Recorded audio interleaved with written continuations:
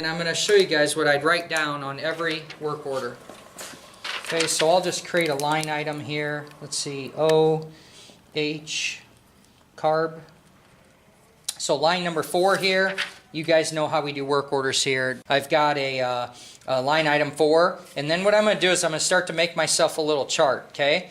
Check this out. I do A/F, P, N, M,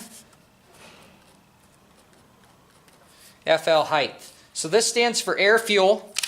So when I take out that screw, I'm going to see what the setting is right now. I'm going to take out the pilot jet or the slow jet, boom, I'm going to write it down. The needle, if it's got a clip position on it or it's stock, I'd write that down. The main jet size, I write that down. And this stands for float height. I could check, I always measure where float height was compared to where it should be. And that might really address a customer's complaint to say, boy, man, I'm getting really bad gas mileage. Or they might say, hey, I'm getting killer gas mileage, but my bike's running hot or something. Float height can definitely affect. All right, we're gonna disassemble a CV carburetor, go over all the circuits and all the ins and outs of what it would take to service and clean one of these, and talk about some of the rebuild. This is not a jet or a tuning video. This is simply just an overhaul of beginning to end on the fuel systems. Okay, first thing I want to talk about here, zoom in on the carburetor. All right, dirty on the outside. It's not horrible, but what does this tell you? Compared to up here and down here, what's that tell you? It's dirty. And probably It might have leaked. internally. It might have leaked, right? So we got clues. You want to be thinking about this. You want to take pictures of this stuff. You want to be, ready to think about, if I put this back together, we could have a little crack or a casting problem. And it's funny because a lot of people watch the videos say, oh, that'll never happen, or that doesn't happen. Of course it'll never happen, but it could happen. The stuff that I'm talking about is the stuff that'll kick your butt someday when you're trying to go back together and you're like, gosh darn it, I wished I would have thought about that ahead of time. So when it comes to the tips, just think about the possibilities here. More than likely, this thing probably had a little bit of a leak. So my question to you is, do you think you should clean it now, or should you just disassemble it and clean it? Clean it now, Why? so it doesn't get in the carburetor when you take it apart. Outstanding. Okay, now I'm not going to go ahead and run it through the parts washer because I do have the intent to get this done today. But I will tell you what I'm going to do is pull the camera up. This is my work area, right? Yep. This is not the place to be using a blowgun. So always turn, get underneath the bench, but you got to be careful. When you're shooting compressed air, keep blow things off the floor, up and onto things. Oh, yeah. So what I'm going to do is I'm going to give a quick sweep of my area here and see if there's anything open or exposed I need to be worried about. I'm going to look for any open engines. Oh, I got this guy here. You can see my intakes are closed up. I got spark plugs in there. I want to make sure that I'm not going to create a problem for someone else, okay? The other thing I'm not going to do is I'm not going to do this. 90 psi of shot pressure. I do not need that to work on a carburetor at all, okay? What I'm going to do is a light dusting. So I'm going to take this. I would normally be under the bench, but just a real light dusting here. Listen to me on this too. You do not, are you with me? Want to take this and just blow air through these jets really hard, because if there is a piece of dirt, or these holes, if there's a piece of dirt in there and I take the air gun and blow really hard, what am I going to do? Blow it right in the jet. I'm going to blow it in, okay? When we clean carburetors, focus on this, you guys watching this, is that I'm going to remove all the jets and I'm actually going to blow through things backwards with the jets removed to clean that orifice or that casted hole. So think about this, this video is going to be a lot of what not to do. We're going to think about how we want to disassemble this and what we have going on here. I am going to go ahead right now and I'm going to remove the choke here. Now, this is a 14 millimeter. You guys remember that from some of the carbs you were taking off? Yep. Here's the first thing I noticed. Did you see how easy that moved? Yep. It wasn't tight, was it? So if this isn't tight, what was being leaked past there? Gas or air? From the outside, it'd be air that was leaking past there, okay? So I'm going to show you how to service the choke plunger as well. 14 millimeter, about every Kian, Mikuni carburetor, any of that out there, okay? So here's our choke setup. We'll get back to that later, okay? Now, notice right away, though, do you see how there is a pretty good ring on there? Yeah. And it doesn't go inside, so it probably was actually sealing, wasn't it? Yep. Because I don't see anything going inside. Look how close it was, though. It was getting pretty close, right there, wasn't it? Mm-hmm. The next thing I'm going to do is, in this particular bike, we do have to take off this throttle cable holder assembly because of the fact that it has a built-over bracket over here. Do you remember me talking on the carburetors you guys are doing? I said that we normally wouldn't take this off. Well, this is an example of one that we need to because of the one piece, okay? So listen to me on this. What I'm going to do right now is I'm going to make sure everything on this carburetor has the ability to be loosened. I must stress that again. Everything on the carburetor must have the ability to be loosened. Let's take a look at that. So we got these 4 screws right here. We have the 4 screws on the bottom of the carburetor, the 3 screws of the accelerator pump. I need to make sure all that can come loose now because pretty soon I'm going to lose my ability to support this carburetor if I have to get a hammer out or an impact because these are stripped or seized or anything. I need to be able to make sure that they all have the ability to come out first. Clear? Okay, the other thing that we have is I see a lot of people when they rebuild carburetors, I even see quite a few manuals that say to go ahead and take the bowl off the carburetor, okay, the bottom side or the fuel bowl, and then they say to take the vacuum cap off. Big no-no in my opinion. Okay, when I get these parts out, you guys are going to see I got a perfectly flat surface to work with. And I could take that flat surface and do this. Back up a hair. Right there. I could take this flat surface like this, and now I'm able to get in here and get a good bite on these because I could fully support it on the bench. When this bowl is off, you have the float assembly, and you'll see why in a second. You do not get that anymore. You can only work on it sideways, and I'm never going to be able to put as much strength on there. Does that make sense? Yep. Okay, so I'll go ahead and I'm going to just start taking a look at the things that I want to loosen on here. Okay. And since the bottom's already been loose, can I just go ahead and take this out? Dang right I can. Do you notice how one of the screws is different than the rest? Yep. Yep. Show you why in a second here. What I want you to notice here, this is something's overlooked. Do you see there's a brass ring in there? Those can fall out of the cap. Quite a few carburetors, especially Suzuki, they have these, that's a dowel pin. Okay, without that in there, you would smash the plastic cap. I mean, I've done hundreds of Suzuki carburetors over the years where the cap is cracked and split because the dowel pins had fallen out in the parts washer. Okay, so you know that it needs to be there, right? Here's what you need to do. Put your finger over this. Take a look at this. They are the dowel pin. Yep. Zoom in there. It has a shoulder on it. So it's the exact distance. I'm going to go ahead and finish taking this apart here. Stay where you are there. Okay. Oh, yep. I was right there. Did you see it fall out? Yep. So there's the required dowel there. Dowel pins are this exact distance, plus just a hair. Boy, look at when you zoom in there because we want to tighten against the steel, not against the plastic. What will create the seal in here is the actual diaphragm itself. The diaphragm slide here will create the rubber seal, if you will. So when you look at this, here's that bolt, and you see how it's actually how it's longer. Yep. Okay, and there's a recess on the carburetor for that to go into. It's got a little depth to it. All right, attention to detail. Let me give you a tip for some metric motorcycles too. There's a fair amount of these caps that actually have a logo or a name on it. It'll say the Keen or Mikuni, depending on what you're working on. And you want to put those in the same direction. They typically are read just like as if you were sitting on the motorcycle and reading from left to right. Remember how I talked in class how the small side of the carburetor is the engine side, and then you got that ring in there that it snaps into the manifold, and then the large side of the carburetor is your airbox side. So think about this. If you were putting 4 of these on and you had labels on there, you'd want to make sure that they were reading all the same way. And like I said, you would typically read it this way. This is the airbox side, and I would want the Mikuni or whatever reading as I see it from this side. Are you good? Yep.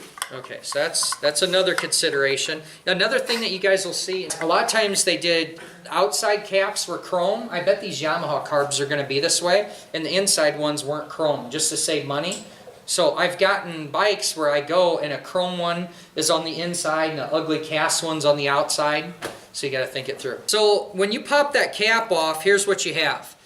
This is called our slide spring. Okay, there's no direction to this, so you don't have to worry about that. We'll talk about that in more detail. We're going to take the slide itself out. I'm going to set the carburetor off to the side. And let's kind of focus on this piece right here. Whole thing. Okay, right there.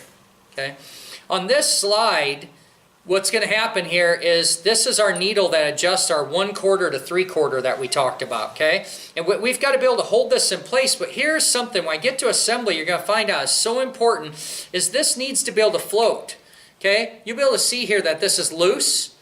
If you put it together wrong, what it does is it makes it really rigid. It will lock it in place, and then what that does, you'll see the emulsion tube, that brass tube down inside there, okay? It slides up and down this tube in here, okay? If you have that cocked real heavy with the side load, what do you think it does, that brass tube? Bends it. It wears it out and it hurts the needle as well. It's going to take it from a round hole and it's going to make it egg shaped. So we will focus on that more on assembly. But let's go back and we'll finish looking at this. I'm going to go ahead and just dump my pieces out here. You want to be really careful. There could be different shims, spacers, washers. As I look at this right now, I can see that this is stock. The needle is non-adjustable. There's no clips or notches in there for a clip. You can watch one of our jet kit videos and you'll see how to actually take the clip off and adjust it. And then you've got this little plastic ring right here. I'm going to tell you right now is that anytime I take one of these apart and there are no washers, first thing I'm doing is going to the parts fish and the service manual to see if they should be in there. These are the things that people accidentally leave out, okay? All right, so what this does, you'll be able to see is this is what holds that needle in place in that slide. Now watch this. Now the plastic piece has the little fingers and supports the spring. Yep. And that's what stops this from being able to come out, and it also allows less vibration. So that spring has quite a function, doesn't it? Mm-hmm. And it has some other functions as well. So before I put my slide away, right now it's really nice to look at this. I'm going to tell you right now, this slide's got a lot of miles on it. Okay, see where it's wore off? Yep. Okay, you see kind of how it has the scrape marks on here? It wouldn't be a bad idea at all with the mileage this to replace it. But what you're really looking for, nobody ever really replaces these unless this is tore. So I'm going to take this boot and I'm actually going to stretch it. I'm looking to see that it's pliable. I'm looking to see that, you know, it'll stretch, that there's no tears in it. Now I'm not going to take and stretch it like a balloon. You know, I don't want to intentionally damage it, but if it's about ready to break, it's going to break. Here's the thing, I don't know why, but Harley Davidson, these are only like, I haven't bought one forever, but they're cheap. They're like 35 bucks or something, right? For the whole assembly. If you go to buy this for a Honda or Suzuki or something, they're over $100 each. So if you had a 4-cylinder and you had 4 of these diaphragms bad, you have got an expensive carburetor overhaul. What you're going to do is you're going to take this up to the light and you're going to pull that around, and what am I looking for? Tears or holes? Tears or holes. I need to be able to have that light be my friend so that I can actually inspect it good. So this one looks like it's in good shape as far as having no holes. For the needle, I just put STK because it's stock, right? Okay, when you do adjustments for these air fuel screws, okay, you can see the flats in there. So right now, when I stick my screwdriver down in here, for every half revolution, you say half. And then when you turn it again, you say 1. And you turn it again, you say 1.5, 2, 2.5, 3, so on. That's what we want to do. Well, to check where the screw is at, please pay attention to this, okay? Always, when I put my screwdriver in here, and here's what I do. You want to back and forth, there we go. That's what I'm looking for. What that does is there's an O-ring in there, and if this has been together for a long time, remember the Welch plug was on this? This has never been out since 2005.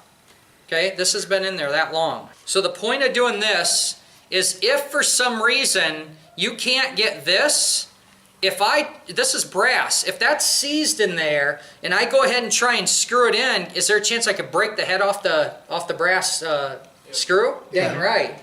It's gonna be a bad day. So here's what we're gonna do. I go half, 1, about 1 1/8.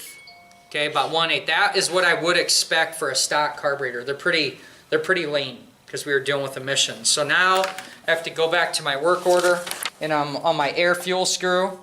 I'm going to write 1 1/8. Let me show something else before we take this apart.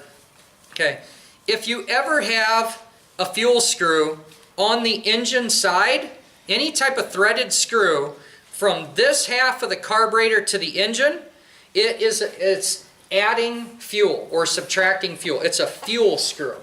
Whenever you have an adjustable screw on the air box side or where the filter mounts, it is always adjusting air. So why that's important is if I thread in an air screw, I'm taking air away, which makes it richer. If I close off the air but give it the same amount of fuel, it's going to make it richer.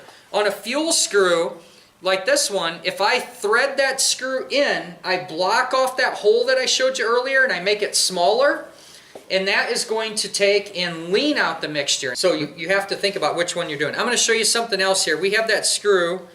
I'll make sure we're threaded in all the way here. Can you see it poking through there? Oh, yep. We're going to thread that out. Now go ahead. He's going to remove it, and you'll watch it's going to disappear. So right now in the always fully seated position, we have literally shut the fuel off. You want me to do it? Just go ahead and take it all the way out.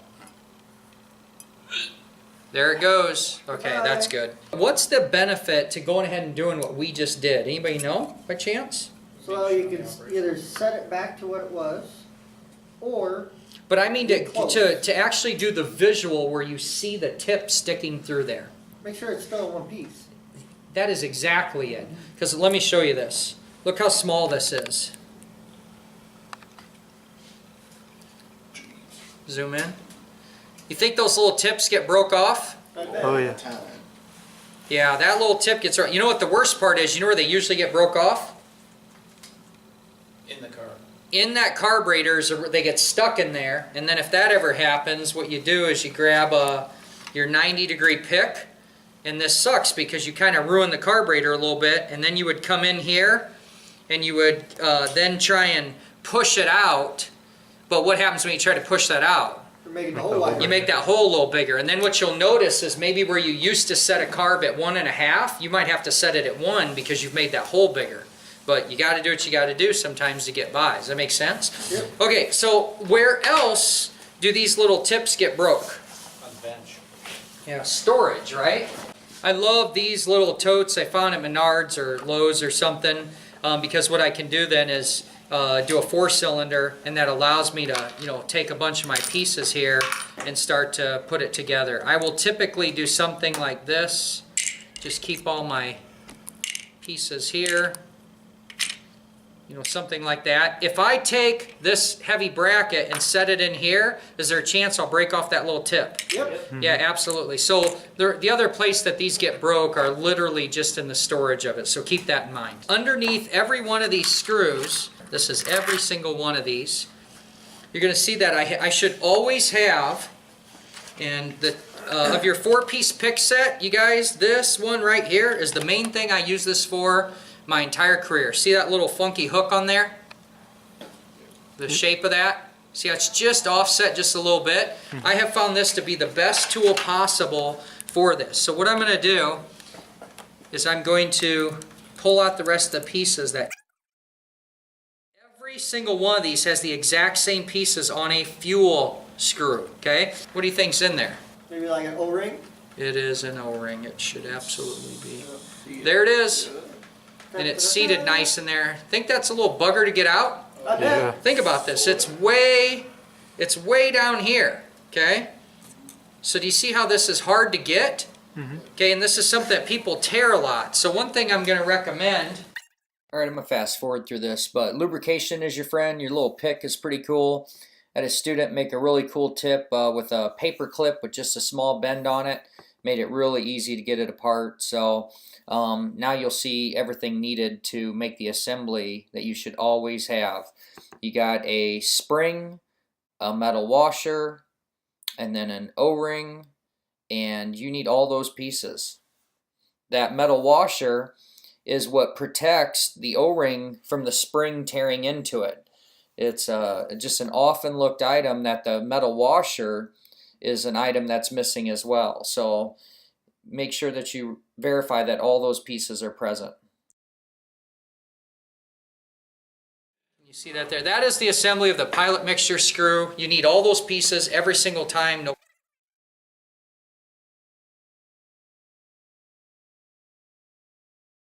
Here's I call this my carburetor hammer.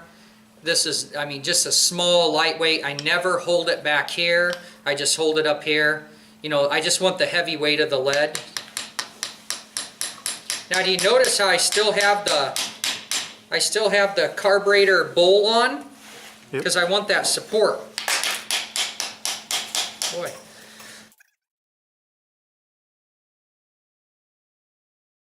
couple things about this. First off, we got a couple O-rings, a pressed in ball here. If I start getting crazy with the air gun, you see I'm going to start losing things? Yep. Hey, this is pressed in. It shouldn't come out, but in a parts washer, you get this good and hot, 130 degrees, 150 degrees, that aluminum could expand and that could fall out. So this is another good thing when you're entry-level tech, to take pictures of all these small pieces so that you can compare them. If I go to put it in a parts washer, I'd put it in a little tote and put it in this position so that gravity wouldn't let it fall out.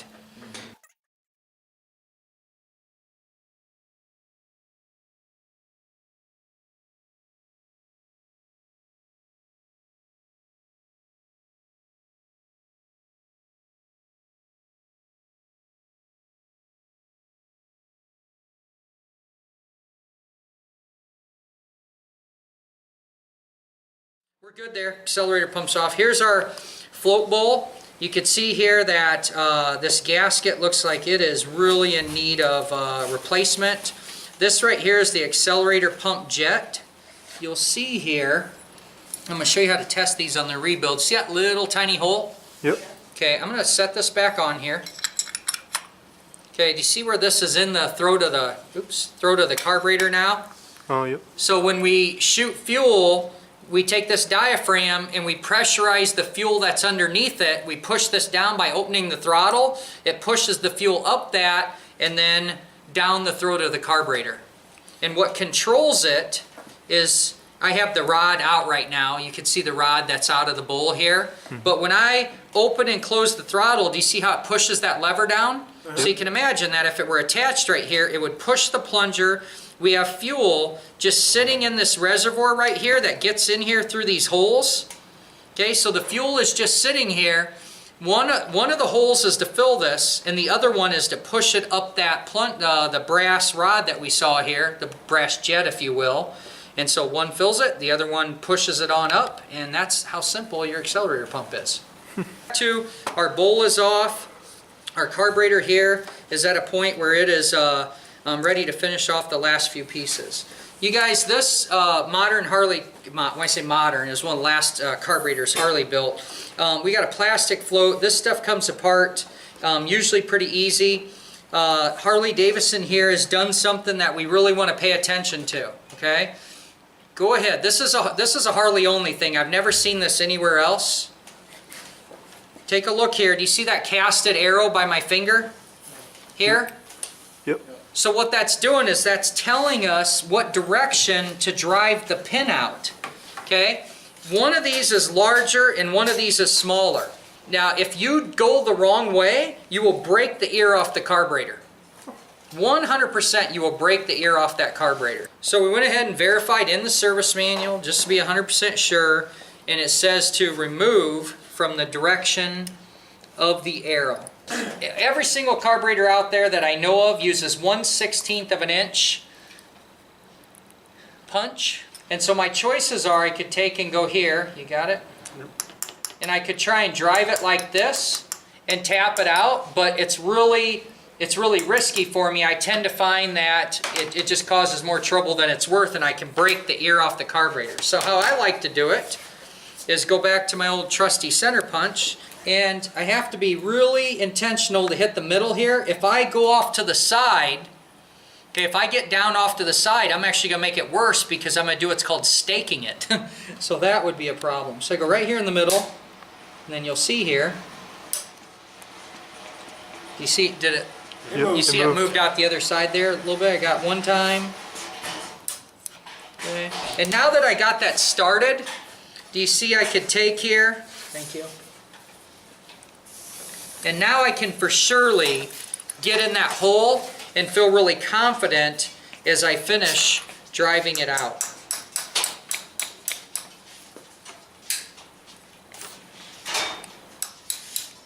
Okay. That's how you do that without breaking it. Okay, so I'm going to go ahead and pull this out. This is called the float. This is my float needle or my inlet valve or my fuel valve. I've got quite a few different terms you'll see from the carburetor world on this. I'll talk about how to inspect that in a bit. Now the fuel comes from the line, goes through here. You can see it goes through the casting, through this area here, out the fuel valve, and then that's how we fill the carburetor. Now we're working upside down obviously right now, but that is the path on that. So I'd want to make sure and blow through my fuel line and make sure that I don't have any crap or anything in there. The jets that we have left, and then this carburetor is actually 100% disassembled, is we've got 3 standoff legs here, and we're going to talk about what those are. Let's just start with this one first, this non-removable one. As you can see, there's no threads on here, so we have just a fixed orifice. So that means that this carburetor says, no, we're not going to let you change that. Let's try and figure out what this jet actually does. I'm going to flip the carburetor around, because it is a jet. I'm going to go ahead and just walk through the circuit from beginning to end. Ready? Here, here, here. As I move to the outside of the carburetor, it goes here, comes up here, goes in here, out here, and then let me show you where it actually pushes fuel. Is your choke plunger, which is this guy, is changing the orifice size for hot and cold. We're going to change how much we want to let through there. Okay? And then what that does is that completes or closes off this pathway. Do you see where we go right here? And then if you tip the carburetor up, do you see the hole right there? Yep. And that's where the fuel will be allowed to bypass. Back up a little bit. The fuel is allowed to bypass. You see it's on the other side of the butterfly? Yep. So that's how you get a fast idle, is that the butterfly could be completely closed and we're going to pump additional fuel right into the throat of the carburetor after the butterfly. All right, there's your starter circuit. All right, the next one here we'll talk about is going to be this removable jet. You can see in there we got threads. Okay, someone's been in there before. Does that look a little boogered up? Yep. All right, we'll get a little bit deeper talk on that. Now, something I'm able to do right now is I also see the jet size. Do you see that says 190? Yep. Okay, so I'm going to go ahead and record that. My main jet is a 190. Okay. What we have here, we'll just follow this through, is the pilot jet will allow fuel to bleed into the main nozzle, and then I'll show you where it actually comes out here. A passage to connect right here. I'm sorry. So it's connecting right there. And what that allows is this is how we get air through this hole to mix, because this is the air filter side. Let me just go this direction. This is the air filter side. So as air comes through here, air goes into these holes. The middle one's going to feed air to the emulsion tube, because what do we call that when we mix the air and fuel in the carburetor? Atomization, okay? This one allows air to mix with the pilot jet, because remember, we're going to take fuel and we're going to turn it into gas. So once again, that's why this splits into a couple different areas. Fuel from the pilot jet is also what runs over and feeds the air-fuel mixture. Do you see the channel in there? Yep. So that's how this air-fuel mixture is going to get its fuel to work into the carburetor. Now, where the fuel for this circuit actually comes out for the pilot circuit, look down in here. Can you see there's 4 holes in there? You see how you can't see any of the holes? Yeah. Okay. When these are set, you usually have the first hole is just being exposed. And that's the way on multi-cylinder carburetors, you can get all 4 of the butterflies to just have the same amount of hole exposure for what you call bench setting of the synchronization. Okay, the reason this isn't working is the idle screw is off. You remember how we unbolted it? Watch what happens. I'll put this back on here. I'll just make this rough here. That's a butterfly. There we go. See that? There it is. So the fuel from the pilot is going to go through, it looks like, you know, about a hole and a half where this was idled at last. All right, so now we got to try and get that jet out, and here's where the money's going to be as far as explaining this. I went and I just grabbed a bunch of different screwdrivers. Okay, see all these different tips? Yep. Which one's for taking out pilot screws? Here's what everybody uses. This one doesn't fit too bad, but there's kind of a lot of slop and there's not a lot of support. So I'm going to see if this one that I really like will fit in this one. And it is too wide. Okay, so that one's, no, I think I got it to engage. We'll find out here. Yep. I was able to, how careful was I? Very careful. Okay, I'm going to show you how to do this perfectly. So this is our pilot jet. These can look different for the different type of carburetor. What are the holes for? Air. Fuel goes through the middle. Oh, yeah, yeah. Okay, remember that tunnel that I showed you on the carburetor that puts the air to it to mix it? Yeah. Yep. So those holes are where the air enters, mixes with the fuel, and that's where the atomization process starts. Pretty simple, okay? So we want to know if this jet's plugged or not. We're going to try and do this.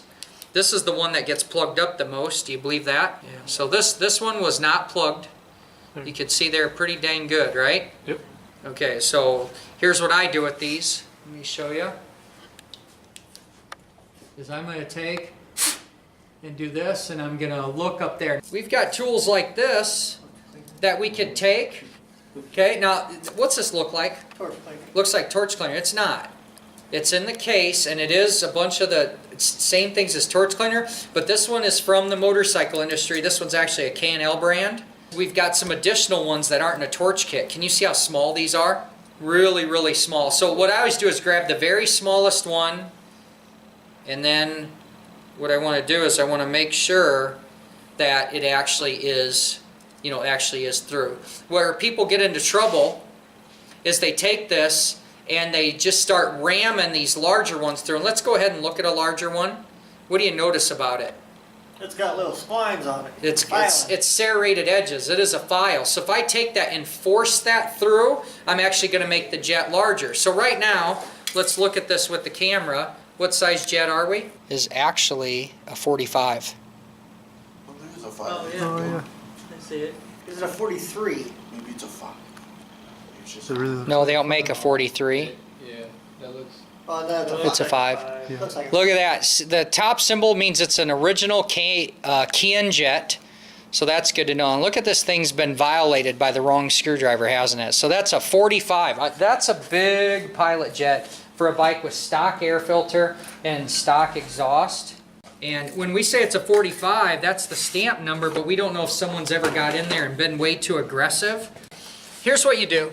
You guys are being mechanics and you're just mastering your craft, right? So one thing I like to do is when these jets are out, go find your favorite screwdriver, okay? You see this one here? There's kind of a lot of play in it. And the other thing I don't like is it's not wide enough. The one that we use to take this out, I don't think is ideal for this, but it is not. You see how it would barely grabbed it? Yeah. Woo, boy, it's a good thing I went really slow, right? Could I take this screwdriver and file it down to make it beautiful for this jet? Yeah. Yeah, how about we do that? How about we go ahead and fix that and fit that up? Let's just try a couple other ones here. So this one, That one looks like it's gonna be pretty good. okay, it's not Oh, though, no, isn't it? no, it's See? not. This is that whole thing, and could you know, it's a Harley carb. If you're doing Harley work, you gonna have a bunch of these? Yeah. Yeah, go make your screwdriver, be done with it, buy the right one. That looks pretty good. Woo, but we just wish it were wider. So remember, it felt like it fit good, but I just wished it were wider. Yep. Okay, so this is a good one for that. We'll go ahead, just to make a point, and we will grind this one that's already modified. We'll thin this out, make it perfect for this, and pull it back into the video. I can do that.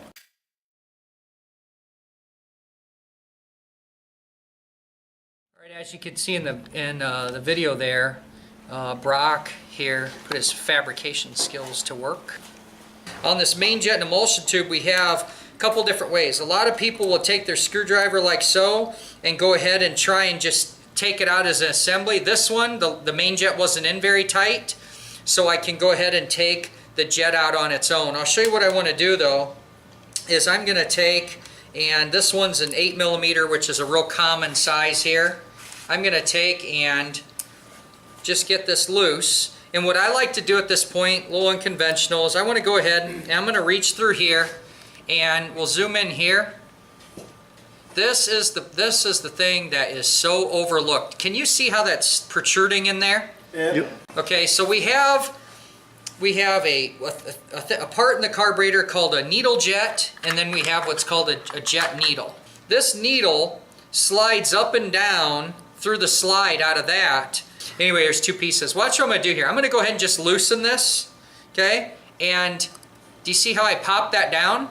Yep. The reason I like to do that now is I'm just trying to get an idea whether it's stuck, okay? Here's what 99% of people do. I've seen this happen with so many mechanics over the years. They do this.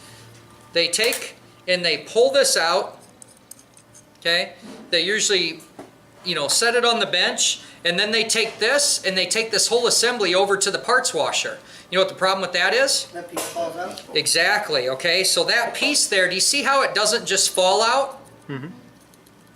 Okay? What happens though when I heat this at parts washer to 130 degrees? It expands. It expands, and then it's right at the bottom here. It's just about ready to pop out. I'm going to go ahead and give it a little massage. I do not want to change the size of it. So let's take a look at these couple of items here, because I'm really going to reinforce this on assembly. Is she dirty? Yeah. Mm-hmm. Okay. Notice the significant difference in the sides of that and the shape. Yep. Okay, this side here is the side that was in the carburetor. This side here, the bottom, these can be attempted to be put in the wrong direction. Just model how this is a problem. If you're ever forgetting this, one thing you can look at is the bottom of the emulsion tube. Do you see how the two match? Yeah. Yep. Do you see how they give themselves a nice seat? Because I'm going to take this threaded brass one to push this up into the carb body, and that's what's going to locate it. Okay? If I put this like this, that is not how it's supposed to work, but we have another problem by putting it in wrong. Is in the right position, okay, when it's incorrect, watch what happens. I can go ahead and that needle goes all the way through, right? Mm-hmm. If this is in a carburetor where it can be put in upside down, I'm just going to make a point of that it is directional and it needs to go in the right path. We're recording our jet sizes, and so this is something here. I'll go ahead and flip this around. We have a 190. The other thing that's nice to know is with that K on there, that means it's a Keon, or that means it's an original jet that Harley Davidson used in this carburetor. The size might not be original, but at least the brand is original. Main circuit right down the middle. We said super important on this. We talked about our built-up assembly. I will try and see if what'll happen if I go in wrong here. Yeah, this one will let me go wrong. So check this out. Okay, see how it's sticking up a little bit? Yep. Yeah. Boy, if you know better though, that's not good, right? Mm-hmm. Here's where the bigger problem gets. If you're not paying attention, if you don't know, you don't have the training, you're not watching these videos, look at how many threads are exposed here. Could I go ahead and crank down on this? Oh yeah. Absolutely I can. I could go ahead and do that. My problem is, it is going to strip threads. Now what's happening, if somebody's pretty good with their tightening ability, they might just quit. But let's see what happens when I go ahead and build the needle back up. Watch what happens here. Do you see how that is literally at idle? It's literally plugged off. Yeah. Mm-hmm. That's not going to be good, right? Do you notice anything else about the slide? It's not all the way down. It's not all the way down. I'm going to go ahead and put it in the right way. See how much further my slide went down? Yep. Look at that. Okay, it's all the way bottomed out there. And then look at the difference on, on that assembly there. Do you see how there's a hole all the way around it now? There's a relief. There you go. There's a good shot of that working. Okay, so these low guys right here, how important is it that you think you need to clean those? Very. Okay, you can see light through them right now as I just kind of moved it around here. I'd want to make sure and hold that up you know, and that I could see light all the way through. That's where the air is going to come through. Let's talk about where that air comes through. The air comes through here on the carburetor. Okay, it's going to go through these passages here. If you kind of just get your X-ray vision out right here, from the outside, we're going to come here. The air has the chance to mix with emulsion tube. And as you take a look at this, one thing we haven't identified yet are all these holes inside this emulsion tube. So here's our removable main jet. Okay, I'm just going to set that off to the side here. We can see how large that is without a jet in there.